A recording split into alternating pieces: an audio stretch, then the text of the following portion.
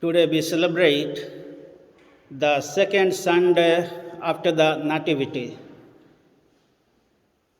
Although we celebrated the Christmas on 25th of December, still we are celebrating the Christmas in this week.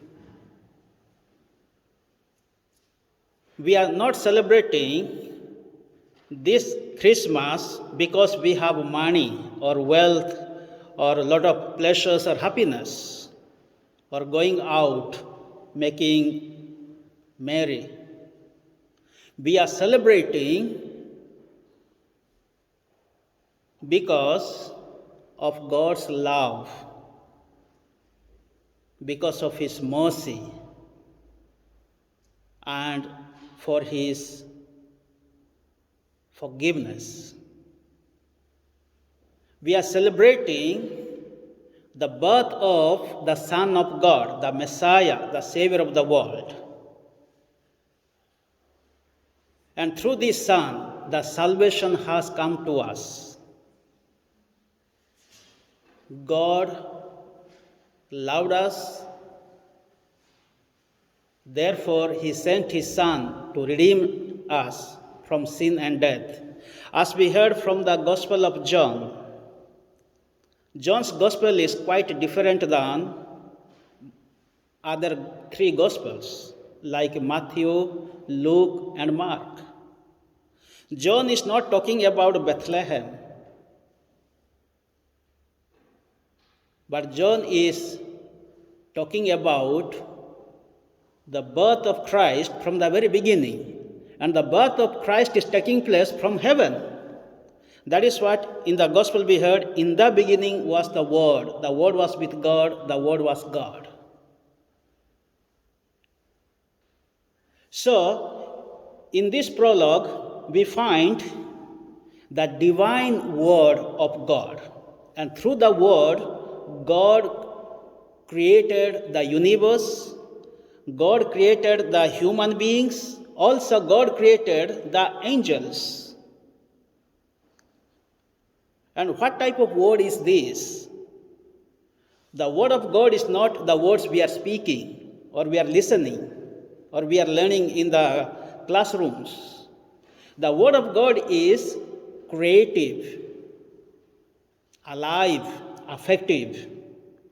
According to the letter to the Hebrews, chapter 4, verse 12, the word of God is like a double-edged sword.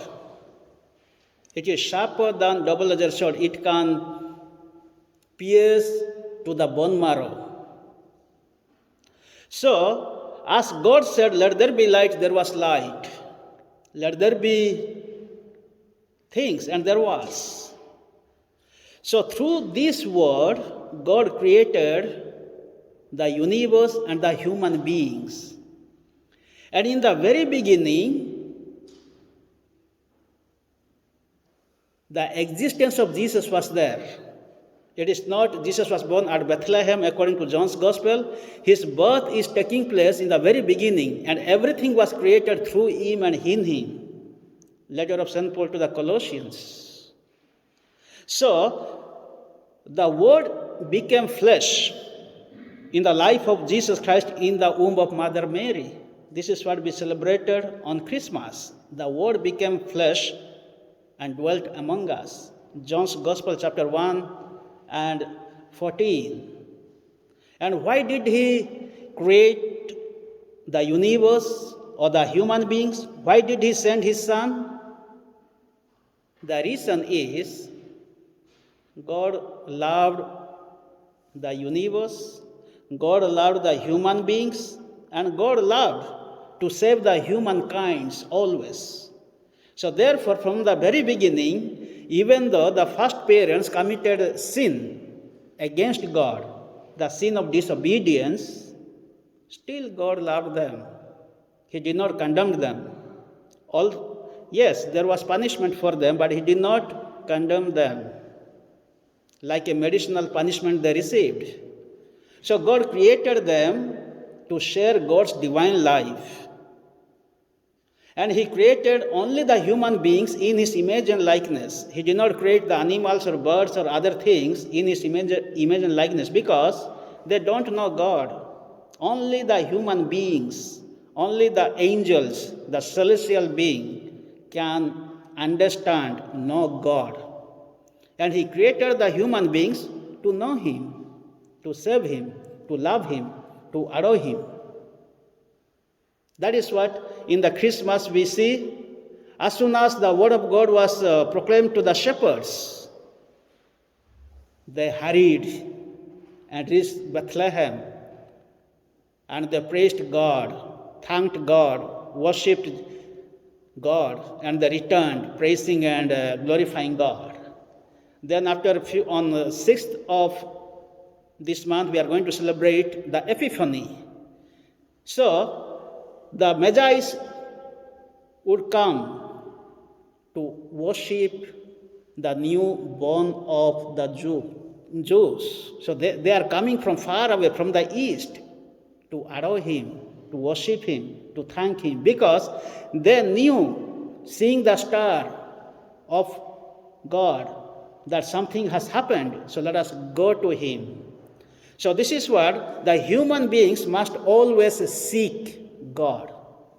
We must search for God. We must look for God. According to John's Gospel, the first sentence of Jesus was, "What are you looking for?" He said to the disciples, the first disciples, "What are you looking for? What are you searching? What are you seeking?" So we, the believers, the Christians, we must reflect on this word. What are you looking for? What are you searching? Today we have come here to seek Jesus. We have come here to look at God. We have come here to worship him, to adore him, to glorify him, to thank him. If God is not with us, we are nothing. People think that money or wealth or possessions or people can give us true joy and happiness. But that is not true. People, those who have faith in God, people, those who do God's will in their life, people, those who come to the Lord with humility, with obedience, they receive a lot of blessings and they experience real joy and peace. In the gospel we heard also, we have seen his glory. The grace and truth came from Jesus. The law came through Moses. So we saw his glory. The disciple is giving witness. We saw his glory. That means we must be joyful always. We are the people of joyfulness. The Christians are the people with full of joy and happiness in spite of a lot of difficult moments, difficult times, problems, death, or coronavirus, or any time. So if we are the believers of Christ, the seekers of Christ, let us be joyful always. And let us have courage and strength to accept the reality of life. Today, let us pray in this Mass. Jesus is the eternal Word. Jesus is the eternal life.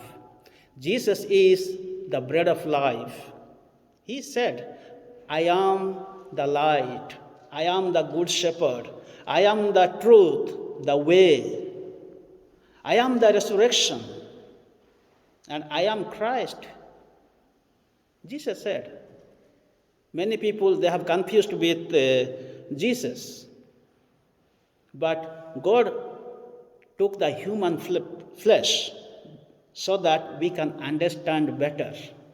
It is only our God is taking the human flesh. No other religion's God is taking place the human flesh. Why he took the human flesh?